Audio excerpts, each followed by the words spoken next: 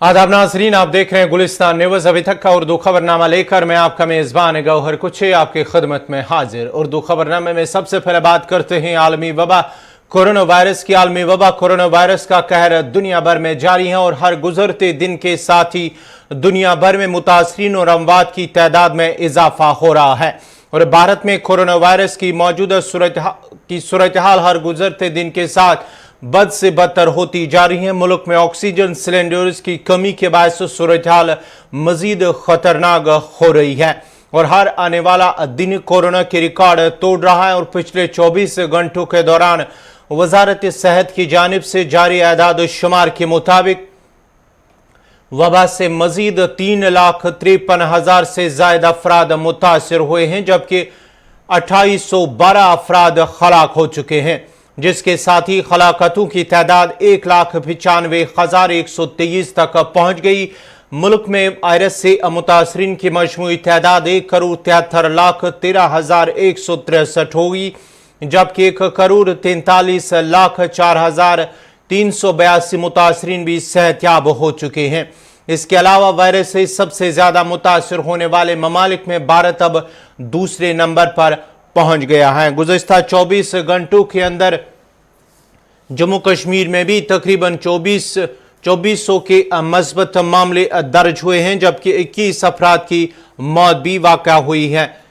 गुज़श्ता 24 घंटों के दौरान शहर श्रीनगर समेत कई इलाकों को माइक्रो कंटेनमेंट जोन करार दिया गया है। श्रीनगर के कई इलाके ऐसे हैं जहां पर मुतासरीन की तादाद में इजाफा होने, जहां पर मास सैंपलिंग हुई है, उसके साथ साथ ही कई मुतासरीन पॉजिटिव पाए गए। उसके साथ ही जिला इंतजामिया की जानिब से उन इलाकों को माइक्रो कंटेनमेंट जोन करार दिया गया है। मजीद तफसीलात के लिए सीधा श्रीनगर चलते अपने सीनियर साथी सनम एजाज के पास। सनम, आलमी वबा कोरोना वायरस का सूरत हाल तो मुल्क भर के अंदर जो है उसकी नुमाइश शक्ल तो नजर आ रही है, लेकिन जम्मू कश्मीर की अगर हम बात करेंगे तो जम्मू कश्मीर में भी हर गुजरते दिन के साथ उसमें उछाल देखने को मिल रहा है। देखिए, बिल्कुल गौर आप बता रहे हैं, उछाल मिलने को है, उछाल हमें मिल रहा है। मैं इस वक्त आपको बताऊं, मैं श्रीनगर के एसएमएचएस हॉस्पिटल में हूँ। ये श्रीनगर का सुपर स्पेशलिस्ट हॉस्पिटल है और कल शाम से मैं यहाँ पे हूँ। सिचुएशन यहाँ की हम कहेंगे अभी वर्स नहीं है, लेकिन सिचुएशन कुछ कंजेस्टेड भी नहीं है। लगातार पेशेंट्स आ रहे हैं और लगातार लोड बढ़ता जा रहा है। और लोड में सबसे बड़ा लोड जो इस वक्त है वो सिर्फ जो है कोविड के पेशेंट्स का है और बड़ी तादाद पेशेंट्स यहाँ पे पहुंच गई। कल अगर देखा जाए तो वैली में लगभग 1500-1200 के करीब जो पेशेंट्स आए हैं, उसके साथ साथ कल भी डेथ हुई है और आज रात से भी कुछ डेथ हुई है। बिल्कुल मैं दिखाना चाहूंगा, ये श्रीनगर का सुपर स्पेशलिस्ट हॉस्पिटल है शीरीन बाग का। और यहाँ पे ये देखिए, यहाँ पे कोविड गाइडलाइन का पूरा ख्याल रखा जाता है। हर कोई मास्क पहने हुए है, लोग भी फोर्स कर रहे हैं। और ये देखिए, दरवाजे पे पेशेंट्स वगैरह जो है उनको लोगों को अटेंडेंस को अंदर आने दिया जाता है। लेकिन इम्पोर्टेंट ये है कि अभी बहुत कुछ हमें करना है, बहुत कुछ कमी है हमारे यहाँ। लोगों में कोई जानता, लेकिन अभी भी लोग जो है वो एहतियात नहीं बरत रहे जो बरतनी चाहिए। और हमारे यहाँ अभी भी हम यही कह सकते हैं। सनम जरा ये बताएगा, आप हॉस्पिटल में इस वक्त मौजूद हैं, तो हॉस्पिटल के अंदर किस तरह के इंतजामात हैं, चाहे हम वैक्सीन, चाहे हम ऑक्सीजन की बात करेंगे या दीगर तबी सहूलियात है कोविड जो मुतासरीन है उनके लिए? देखिए, यहाँ पे सरकार पूरी तरह से गियर अप है, कोई परेशानी उस तरह की सहूलियात के हवाले से नहीं है। और फिर ये इस वक्त एक तूफान है तो हर कोई इस वक्त मदद करने की कोशिश कर रहा है, एक दूसरे की मदद भी की जा रही है। लेकिन इम्पोर्टेंट है कि अभी वो हालात हमारे यहाँ नहीं है। अल्लाह ना करे वो हालात आ जाते हैं, हमारा केस लोड बढ़ जाता है तो फिर हमारे यहाँ बहुत ज्यादा परेशानी होगी। अभी हमारे यहाँ 10 हुई है, हो रही है, लेकिन ये 10 से 12 या 20 तक हमारा हाईएस्ट टोटल अभी आपकी बात पहुंच रहा है। और अब के बाद अगर हम देखें तो हमारे यहाँ सबसे अभी खतरे की घंटी जो आने वाले दिनों में बजने वाली है, जिसमें एक्सपर्ट बता रहे हैं कि ज्यादा तादाद में जब केसेस होंगे तो ज्यादा तादाद में लोगों को अस्पतालों में दाखिल करना पड़ेगा, ज्यादा तादाद में ऑक्सीजन देना पड़ेगा। और जब ये सब चीजें हो जाएंगी तो सब क्या होगा, उस पर सब हमें नजर रखने की जरूरत है। सनम, जरा अगर आप जहां वार्ड्स हैं, जहां पर मरीज हैं कोविड मुतासरीन, अगर आपको वहां पर जाने की इजाजत मिलेगी तो वहां पर जो लाइव तस्वीरें हैं वो हम नाजरीन को दिखा सकते हैं, अगर आप वहां जा सकते हैं, क्योंकि लोग भी देखेंगे किस तरह की सूरत हाल बनी हुई है अस्पतालों के अंदर, वो भी हम दिखाना चाहते हैं अपने नाजरीन को। देखिए बिल्कुल, अब मैं यहाँ पे यही दिखा रहा हूँ, ये जो है हमारे जो अधिकारी यहाँ की पूरी नजर रखिए, हम लाइव नशियात उस वक्त थे आप जो, तो यहाँ पुलिस के औरदार भी या बाकी लोग भी हैं, ये सब लोग यहाँ पे पूरी तरह से, मैं ये कहूँगा जो आप लाइव जा रहे हैं यहाँ पे अमीन, अभी हमारे पास पुलिस के लोग हैं, ये हमें स्टॉप करेंगे, ये हमें permission first, show me the permission. चलिए, बहुत बहुत शुक्रिया सनम एजाज साहब का। ये थे श्रीनगर अस्पताल से सनम एजाज जो तफसीलात फराहम करे थे, जो किस तरह की सूरत हाल अस्पतालों के अंदर भी है वो दिखा रहे थे। इस वक्त सनम एजाज श्रीनगर से तफसीलात फराहम करे थे। आपको बताते चले कि पिछले 24 घंटों के दौरान जम्मू कश्मीर के अंदर तकरीबन 2400 नए मुस्बत मामले सामने आए हैं, जबकि 21 अफराद की मौत भी वाक़या हुई है। मुल्क की बात करेंगे तो मुल्क के अंदर पिछले 24 घंटों के दौरान 3,53,000 से ज्यादा अफराद मुतासर हुए हैं, जबकि 2812 अफराद भी हलाक हो चुके हैं।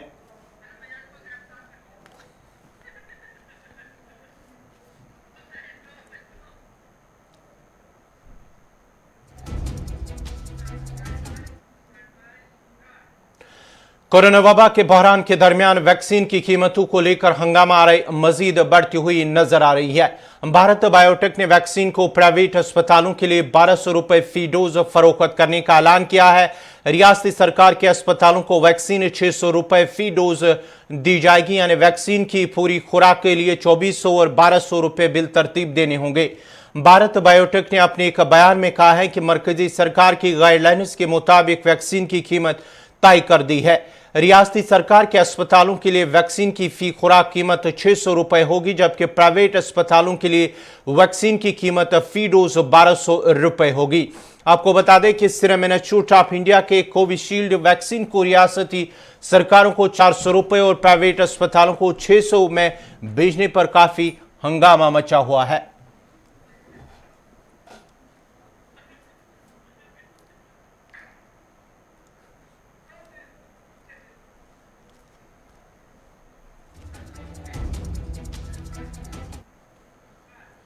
बरतानवी वज़ीर-ए-आज़म बोरिस जॉनसन की हिदायत पर मरीजों की जिंदगियां बचाने वाले अहम तिबी आलात भारत रवाना कर दिए गए हैं। एक रिपोर्ट के मुताबिक भारतीय अस्पतालों में ऑक्सीजन गैस की किल्लत के बायस कोरोना मरीजों की बढ़ती हुई अमवात के पेश नजर बरतानवी वज़ीर-ए-आज़म ने भारतीय अवाम की मदद का ऐलान किया था। इस हवाले से बरतानवी वजारत खारजा ने बताया कि 600 से ज्यादा मेडिकल आलात से भरे 9 एयरलाइन कंटेनर्स कल सुबह भारत पहुंचेंगे।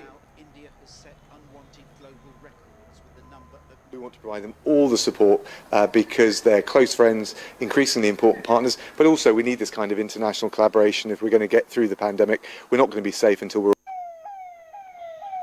For 4 consecutive days now, India has set unwanted global records with the number of new infections who've been denied medical care. बरतानिया के साथ साथ ही कई ऐसे ममालिक हैं जिन्होंने भारत की इस मुश्किल घड़ी में उनके मदद का ऐलान भी किया है और हर घड़ी उनका मानना है कि भारत की इस मुश्किल घड़ी में उनके साथ है। इस खबर पे मजीद तफसीलात के लिए हमारे साथ जुड़ चुके हमारे सीनियर साथी रहमत कलीम। रहमत, जिस तरह से भारत के अंदर इस वक्त हालात बने हुए हैं और फॉरेन कंट्रीज की जानिब से इस तरह से एड देना या मदद का ऐलान करना कि हम इस मुश्किल घड़ी में भारत के साथ हैं, और कई ऐसे ममालिक हैं जिन्होंने एड जो है भारत की तरफ रवाना किया है, कहां पे आप इसे देखते हैं? जी देखिए, बिल्कुल ये कहीं ना कहीं वो डिप्लोमेसी हमारी जो है, जो फॉरेन पॉलिसी रही है, जिसमें हम मुसलसल मेहनत करते रहे हैं। मुख्तलिफ ममालिक का वज़ीर-ए-आज़म ने दौरा किया, मुख्तलिफ ममालिक के वफूद का हिंदुस्तान आमद हुआ और सबका इस्तकबाल किया, सबसे राब्ते रहे। जो डिप्लोमेटिक चैनल थे उसका जो इस्तेमाल करके हमने जो अपनी एक पकड़ बनाई थी आलमी लेवल पर, ग्लोबल लेवल पर, उसका नतीजा है कि कैसे वक्त में जब हिंदुस्तान ऑक्सीजन की किल्लत से जूझ रहा है, हिंदुस्तान कोरोना वायरस से लड़ रहा है, ऐसे में पूरी दुनिया एक साथ हिंदुस्तान की मदद के लिए आगे आता हुआ दिखाई दे रहा है। चंद ममालिक के नाम पढ़ना इसलिए ज़रूरी है कि वो ममालिक हैं जो पहली फुर्सत में सबसे आगे आए हैं। अब तक के करीब दर्जन ममालिक ऐसे हैं जिनके नाम सामने आ चुके हैं, जिन्होंने ये ऐलान किया है और बताया है कि वो हिंदुस्तान के लिए, चाहे वो ऑक्सीजन की बात हो, वैक्सीन की बात हो, या फिर रॉ मटेरियल की बात हो, या फिर जिस तरह से कोरोना से लड़ने के लिए जो भी मदद हो सकता है वो करने के लिए तैयार है। सबसे पहले सिंगापुर ने हाथ उठाया, उसके बाद जर्मनी, फिर उसके बाद फ्रांस, उसके बाद यूएस का नाम आया, यूके का नाम आया, और यूरोपियन पार्लियामेंट से भी खबर मिली कि यूरोपियन यूनियन के कई ममालिक ऐसे हैं जो लाइन में है, जो हिंदुस्तान की मदद करने के लिए या तो कोशिश कर रहे हैं या आगे बढ़ते चले जा रहे हैं। साथ ही साथ अभी ऐलान हुआ, गूगल की तरफ से भी ऐलान हुआ है कि वो $18 मिलियन का जो इन्वेस्ट करेंगे, खर्च करेंगे, गिफ्ट के तौर पर देंगे, अतिया के तौर पर देंगे हिंदुस्तान में कोरोना वायरस से लड़ने के लिए। हमें इस मौके से वजीर खारजा एस जयशंकर का वो बयान याद करना होगा कि गुज़िश्ता 2 दिनों पहले वजीर खारजा एस जयशंकर ने कहा था कि हमने पूरी दुनिया की मदद की है, अब हमारी मदद करे दुनिया उसी तरह से जिस तरह से हमने दूसरे की मदद की है। क्योंकि हम मुश्किल वक्त में हैं, इसलिए दुनिया को मदद करने की जरूरत है। और उसी एक आवाज पर और इसी डिप्लोमेटिक जो हमारा चैनल जो मजबूत हुआ है, सफारती ताल्लुकात जो हमारे मजबूत हुए हैं, ग्लोबल लेवल पर हम जिस जहां स्टैंड करते हैं वहां पर यह ताकत आज दिखा रही है कि अगर हम मुश्किल में हैं तो हमारे साथ कितनी दुनिया की कितनी ताकतें हैं और कितने बड़े बड़े ममालिक हैं। ये एक बड़ी कामयाबी है, सफारती कामयाबी भी ग्लोबल लेवल पर। रहमत, आपसे जानेंगे, जिस तरह से यूएस ने पहले रॉ मटेरियल पर पाबंदी आई थी, अब उससे पाबंदी को भी हटा है, ये एक मस्बत पहल है दोनों के दरमियान।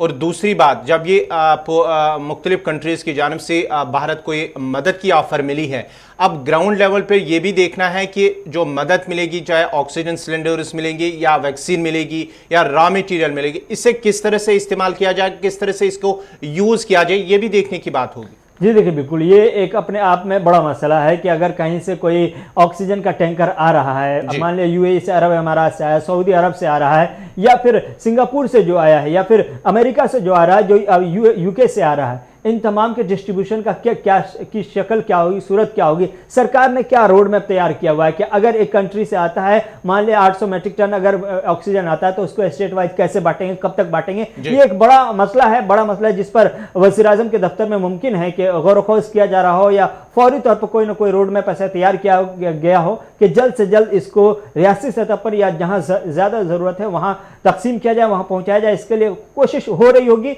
लेकिन ये कोशिश खुल करके अभी सामने नहीं आई, इसलिए कि इस हवाले से कोई तफसीलात मंसर आम पर नहीं आई है कि अगर दूसरे ममालिक से जब मदद आ रही है या कहीं से अगर अद्वियात आ रही हैं तो फिर क्या उसको तकसीम करने का रास्ता क्या तय किया गया हुआ है, कैसे किस स्टेट को कितने वक्त में देना है, कितना देना है, ये सब किस तरह से तय किया गया है। लेकिन इससे कहीं बड़ा मसला ये है कि आलमी सतह पर जो हमने पहले, आपको याद होगा कि पहले कोरोना वायरस के दौर में जब किसी के पास कोई दवा नहीं थी, वैक्सीन के लिए पूरी दुनिया तड़प रही थी, तब हमारे पास हाइड्रोक्सीक्लोरोक्विन थी जो कहीं ना कहीं कारामद साबित हो रही थी उस वक्त में। फिलहाल वो अब इस दौर में जब दूसरी लहर है, तीसरी लहर, उसमें कारामद साबित नहीं हो रही, लेकिन पहले वक्त में जब हाइड्रोक्सीक्लोरोक्विन कारामद साबित हो रही थी तब भारत ने कितने ममालिक को सप्लाई किया था। जी बिल्कुल। और उसी तरह से जब वैक्सीन हिंदुस्तान ने तैयार किया तो देखा किस तरह से पूरी दुनिया में हिंदुस्तान ने वैक्सीन भेजे, मैत्री के मिशन को चालू करके कि हमारे दोस्त हैं और मुश्किल वक्त में हम दुनिया के साथ खड़े हैं। तो हिंदुस्तान ने जो तैयार किया था वो कहते हैं ना कि जो बोया है वही काटेंगे,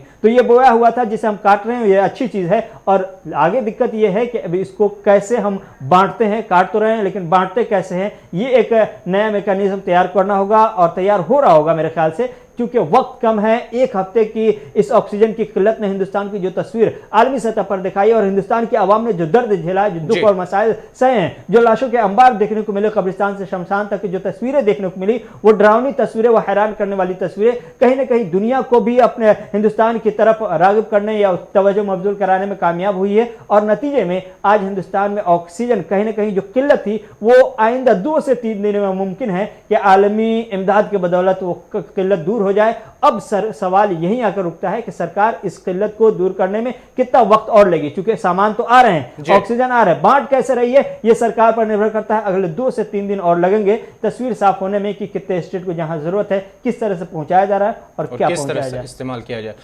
रहमत, आखिर पर एक सवाल जो मुल्की सतह पर जो पीएम केयर फंड, उस पर जो कहीं ना कहीं को सवाल भी उठ रहे, अब ये माना जाता है कि पीएम केयर फंड की जानिब से उसे एक मखसूस प्लांट कायम करने की खातिर हुकूमत को मुख्तस करने के लिए उस मंजूरी मिली है। अब नए प्लांट कायम किए जाएंगे, जो पीएम केयर फंड की जानिब से जो पीएम केयर फंड है उसको लेकर जो है मंजूरी मिली है। जी देखिए, बिल्कुल पीएम केयर फंड एक ऐसा पीएम केयर फंड है जिस पर मुसलसल सवालात उठते रहे और खासतौर से अपोजिशन की तरफ से उठते रहे हैं और आज भी उठाए जा रहे हैं। इसकी बुनियादी वजह यह है कि पीएम केयर फंड में आया कितना, गया कितना, ये अभी तक की तस्वीर साफ नहीं हुई थी। हाँ, ये जरूर है कि गुज़श्ता दिनों ये ऐलान किया गया था कि दिल्ली में कई ऑक्सीजन प्लांट बनाए जाएंगे उसी पीएम केयर फंड से, कई अस्पताल में बेड्स वगैरह और दीगर सहूलियात कोविड से मुतालिक मुहैया कराई गई पीएम केयर से। इस तरह की चीजें और इस तरह की खबरें जरूर आई, लेकिन हतमी तौर पर जो तस्वीर होती है, मान लिया कि अगर 4000 करोड़ अगर पीएम केयर फंड में आए तो 1000 करोड़ खर्च हुए हैं दिल्ली में, 2000 करोड़ खर्च हुए यूपी में। इस तरह की तस्वीर आम आवाम को चाहिए, या वो लोग जो जानना चाहते हैं कि पीएम केयर फंड में कहां से कितना आया, किसने क्या दिया, तो ये तफसीलात जो आम इंसान के जहन में आती है तब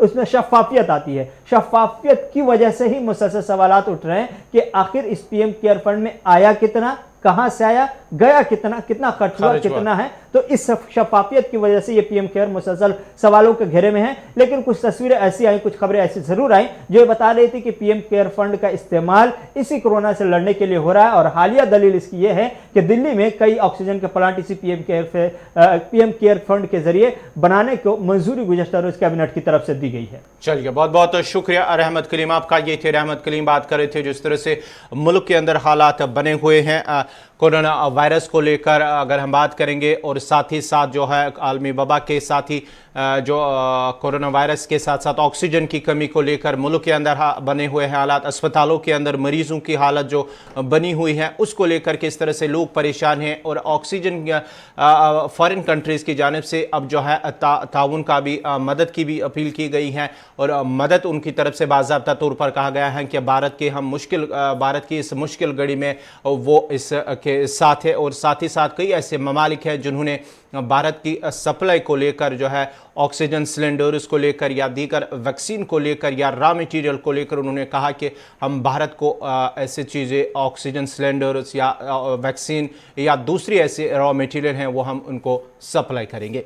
बढ़ते हैं आगे, अब बात जम्मू कश्मीर के हवाले से करेंगे। मुल्क के बड़े अस्पतालों में जहां ऑक्सीजन की कमी एक बड़ी परेशानी बन रही है, वहीं पर जम्मू कश्मीर में अगरचे फिलहाल ऑक्सीजन की कमी नहीं है, ताहम इंतजामे के हुक्मनामे उनके लिए मुश्किलात का सबब बन रहे हैं। प्राइवेट ऑक्सीजन प्लांट मालिकान के मुताबिक उन्हें सिर्फ अस्पतालों के लिए ऑक्सीजन सप्लाई करने की इजाज़त नहीं दी जा रही है, जिससे उनका काम भी मुतासिर हो रहा है।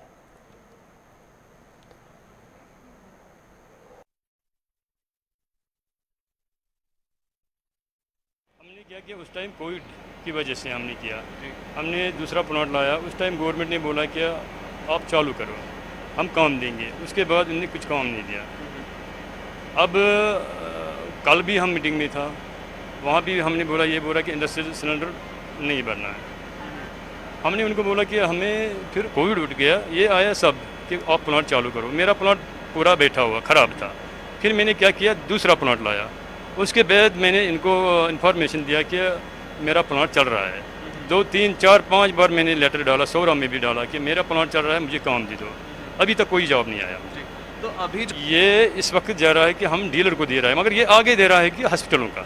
हाँ, ये लोकल, मतलब ये हॉस्पिटल की ही सप्लाई है। हाँ, इसमें यहाँ पे चल रहा है कि 2, 3, 4 प्लांट चल रहा है। यहाँ पे बहुत मुश्किल हो जाएगा फिर, अगर वो हालत हो जाएगा यहाँ पे बहुत मुश्किल है। अभी मैं चाहता हूँ कि मुझे गवर्नमेंट थोड़ा अपना ऑर्डर कुछ दे दो, कुछ 20-25% मुझे भी दे दो, क्योंकि फिर मैं इंडस्ट्रीज ये जो थोड़ा आ रहा है मुझे, ये मैं बंद करूँगा।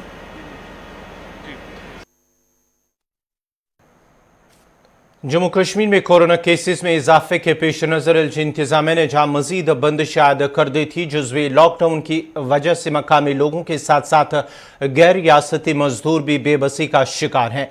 वादी कश्मीर में भी काम की गर्ज से आए बैरून रियासतों से मजदूर वापस घरों की तरफ लौट रहे हैं। काजीगुंड शाहरा से पैदल सफ़र कर रहे गैर रियासती मजदूरों ने हुकूमती फैसलों की तनकीद करते हुए कहा कि वबाई सूरत हाल में हुकूमत गरीब आवाम को राहत पहुंचाने में नाकाम रही है।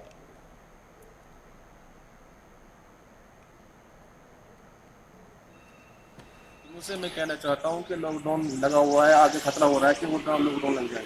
तो इस बात को लेकर हम अपने घर जा रहे हैं, काम नहीं चल रहा है, लॉकडाउन लग रहा है। तो लॉकडाउन लगेगा तो हमें दिक्कत हो जाएगी, इसलिए हम वापस घर जा रहे हैं। मैं उत्तराखंड से हूँ सर।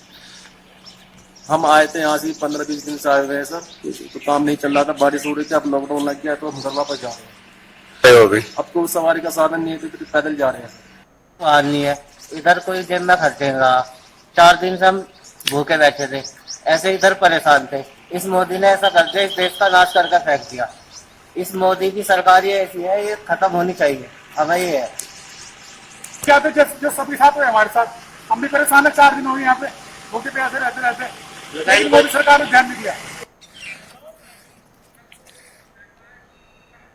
खानपुरा बारामूला के लोगों ने शिकायत की है कि इलाके में ड्रेनेज सिस्टम न होने की वजह से उन्हें मुश्किलात का सामना करना पड़ता है, जबकि आसपास के मकीनों की जानिब से सारा कूड़ा करकट छोटी सी नहर में डाला जाता है, जिसकी वजह से ब्लॉक होकर सारा पानी राबता सड़कों और गली कोचों के साथ सहनों के अंदर दाखिल होता है, जिसकी वजह से अबूर मरूर में मुश्किलात पेश आ रही हैं। उन्होंने अब आला हुकाम से अपील की है कि ड्रेनेज सिस्टम तैयार की जाए ताकि लोगों के मुश्किलात दूर हो सके।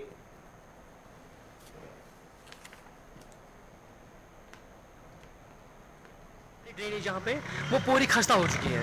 कोई ड्रेन ऐसी नहीं है जो काम के लायक है, जहाँ से पानी फ्लो अच्छा हो।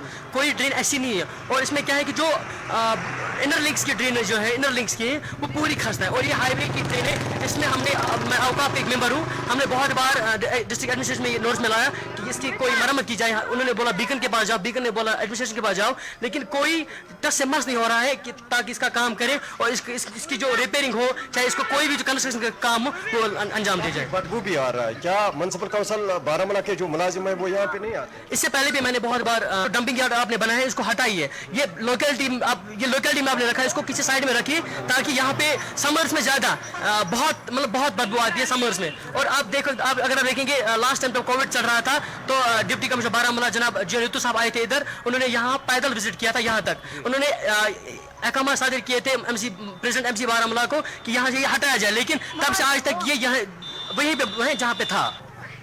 नालियाँ हैं, बिल्कुल खस्ता हाल है। यहाँ पर तवज्जो नहीं देती है म्युनिसिपल कमेटी यहाँ पर, और गंदगी भी बहुत होती है यहाँ पर। आप देखा यहाँ पर भी, और डस्टबिन भी यहाँ पर नहीं कोच में लगी है, और बिल्कुल खस्ता नाले, कोचे भी बिल्कुल खस्ता हाल है। यहाँ पर तवज्जो नहीं देते। यहाँ उनके पास गए, लेकिन वो उन्होंने बोला वहाँ पे कि हमें आप वोट नहीं दे रहे हैं, वो बहुत एक्सक्यूज कर रहे हैं। तो हम उनके पास गए, वो सिर्फ अपने जो उनका एरिया है उस पर ध्यान दे रहे हैं। हमें इस एरिया को वो हमेशा ही नज़रअंदाज कर रहे हैं। आप देख लीजिए कि लोग जितने भी यहाँ पे जो वेस्ट निकल रहा है वो रोड पे फेंक रहे हैं। क्या अपील रहेगी आपकी तरफ से? जो हमारे जिला तरक्याती कमिश्नर नए आए हैं भूपेंद्र कुमार जी, तो उनके लिए क्या अपील रहेगी? हम यही कहना चाहेंगे कि पहले यहाँ पे एक डस्टबिन होना चाहिए ताकि जो कूड़ा करकट है वो एक ही जगह जमा हो सके। हमें कोई मेहमान आता है तो हमें बहुत शर्मिंदगी का सामना करना पड़ता।